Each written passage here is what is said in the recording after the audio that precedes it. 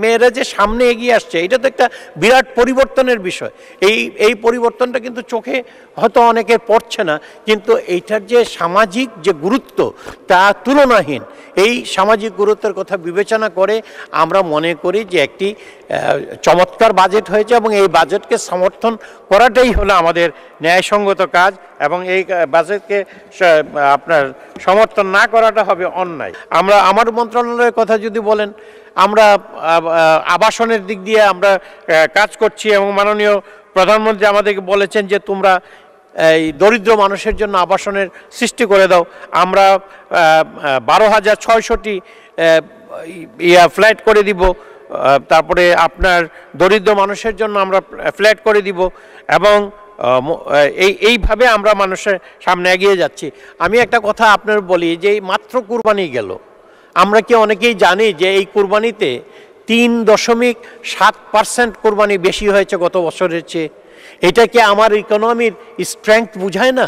আমি একজন ল্যাম্যান হিসেবে, ইকোনমিক্সের ছাত্র আমি নই, এবং ইকোনমিক্সের একজন ল্যাম্যান হিসেবে আমি বুঝি এটা আমার ইকোনমির একটা স্ট্রেংথকে আপনার তুলে ধরে। তেমনিভাবে আপনি যদি অন্যান্য দিকে যদি দেখেন, আমাদের আরেকটা কথা বলে, আমাদের প্রায় এক ধরনের লোকেরা আছেন যারা বলেন কালো টাকা সাদা করা হয় বা ইয়ে করা হয়, এটা বলা হচ্ছে। আমি জানি না, বাস্তবতা হলো কালো টাকা আমার মার্কেটে আছে। এই কালো টাকাকে কিভাবে আপনি কাজে লাগাবেন সেই উপায় কিন্তু কেউ বাতলায় না, সকলেই সমালোচনা করে। আর যারা সমালোচনা করে, আমি দেখলাম যে বিএনপির সাধারণ সম্পাদক সম্প্রতি একটা সমালোচনা করেছেন, তিনি বাইরে করেছেন, পার্লামেন্টে করেন নাই, কারণ তার পার্লামেন্টে আসার কোনো সুযোগ ছিল না। তিনি বলেছেন এতে নাকি আপনার দেশের অর্থনীতি ধ্বংসপ্রাপ্ত হয়ে যাবে, কিন্তু উনি কিন্তু বলেন নাই যে আমরা তো 15%-এর প্রস্তাব করেছি। 2007 সালে ওনার নেত্রী খালেদা জিয়া 5% কর দিয়ে 1,33,14,710 টাকা সাদা করেছিলেন। এই কথা কিন্তু উনি কখনো বলেন না। তো এই সমস্ত জিনিসগুলো আমাদেরকে একটু খেয়াল রেখে, এইটা তাদের মনে থাকে না, এইটা খুবই দুঃখজনক। এই জিনিসটা তাদেরকে মনে রাখার জন্য আমি অনুরোধ করব। মাননীয় স্পিকার, আমাদের যে পারচেজিং পাওয়ার অনেক বেড়ে গিয়েছে, এই কথাটা কিন্তু আমরা কখনো খেয়াল করি না। আমরা বাংলাদেশের পারচেজিং পাওয়ার প্যারিটির দিক থেকে যদি বিবেচনা করি, বাংলাদেশের অবস্থান এখন 24তম। সুতরাং আমাদের অর্থনীতির এটা স্ট্রেংথগুলো কোথায় আছে সেটা দেখতে হবে। আমাদের আপনার এই যে ইয়ের কথা বলা হয়, মুদ্রাস্ফীতির কথা হয়, আমরা তো যে আমদানি পণ্যের উপর 2% কর ছিল উৎসে, সেখানে 1% নেমে এসেছে, এবং যেটার দ্বারা আমি মনে করি মুদ্রাস্ফীতির উপরে একটা লাগাম টানা যাবে। এবং সেটার জন্য আমরা 6 এই অর্থ বছরে আমাদের মাননীয় অর্থমন্ত্রী আশা প্রকাশ করেছেন যে 6.5% নেমে আসবে, আর IMF বলতেছে এটা 6.1% নেমে আসবে।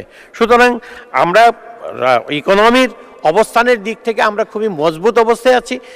আমাদের এক বন্ধু কিছুক্ষণ আগে বক্তব্য দিয়ে বলেছেন, বঙ্গবন্ধু যখন শুরু করেছিলেন তখন কিন্তু শূন্য ভাড়া নিয়ে আপনার শুরু করেছিলেন। সেই শূন্য ভাড়ার থেকে আজকে বাংলাদেশ 33তম অর্থনৈতিক দেশ। বঙ্গবন্ধুর সময়কার যারা সমালোচনা করে তাদেরকেও আমি বলবো যে সমালোচনা করার আগে অবস্থানটা নিজের সম্পর্কে ধারণা করা উচিত। আমাদের কোনো টাকা ছিল না, পয়সা ছিল না, আমাদের সব কিছু ছিল, রাস্তাঘাট সব কিছু ধ্বংসপ্রাপ্ত ছিল। সেখান থেকে আমরা স্বল্প উন্নত দেশ হয়েছি, সেখান থেকে আজকে আমরা উন্নয়নশীল দেশের দিকে এগিয়ে যাচ্ছি। মাননীয় মন্ত্রী 3 মিনিট। হ্যাঁ, ধন্যবাদ আপনাকে।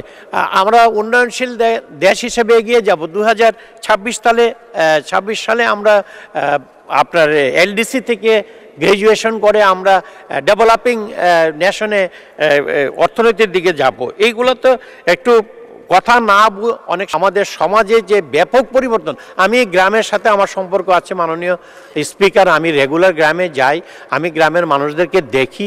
আমাদের যারা এখানে সমালোচনা করেন, বিশেষ করে আমাদের অর্থনীতিবিদেরা যারা আমাদের সমালোচনা করেন, তাদের সাথে কিন্তু গ্রামের কোনো সম্পর্ক নাই। গ্রামের মানুষের অর্থনীতির যে উত্থান সেটাকে তারা দেখেন নাই। পাকিস্তানের সময়ে গ্রামের অর্থনীতি কী ছিল আমি দেখেছি। ন্যাংটি পড়ার মানুষদেরকে খেতে খামারে কাজ করতে, এখন তারা ট্রাক্টরে চড়ে খেতে খামারে কাজ করে। এটা কিন্তু আমার চোখের দেখা, আমার বয়সের দেখা। আমার এই বয়সে আমি যা দেখেছি তা আমি বলতে পারি। স্কুল ছিল না, আমার স্কুলে কোনো স্যানিটেশনের কোনো ব্যবস্থা ছিল না। এখন স্কুলে যান, প্রাইমারি স্কুলে যান, হাই স্কুলে যান, কলেজে যান গ্রামীণ পর্যায়ে, সেখানে আপনার দেখেন মেয়েরা পড়ছে, মেয়েদের সুযোগ সুবিধা বৃদ্ধি পেয়েছে। এই যে মেয়েরা যে সামনে এগিয়ে আসছে, এটা তো একটা বিরাট পরিবর্তনের বিষয়। এই পরিবর্তনটা কিন্তু চোখে হয়তো অনেকের পড়ছে না, কিন্তু এইটার যে সামাজিক যে গুরুত্ব তা তুলনাহীন। এই সামাজিক গুরুত্বের কথা বিবেচনা করে আমরা মনে করি যে একটি চমৎকার বাজেট হয়েছে, এবং এই বাজেটকে সমর্থন করাটাই হলো আমাদের ন্যায়সঙ্গত কাজ, এবং এই বাজেটকে আপনার সমর্থন না করাটা হবে অন্যায়।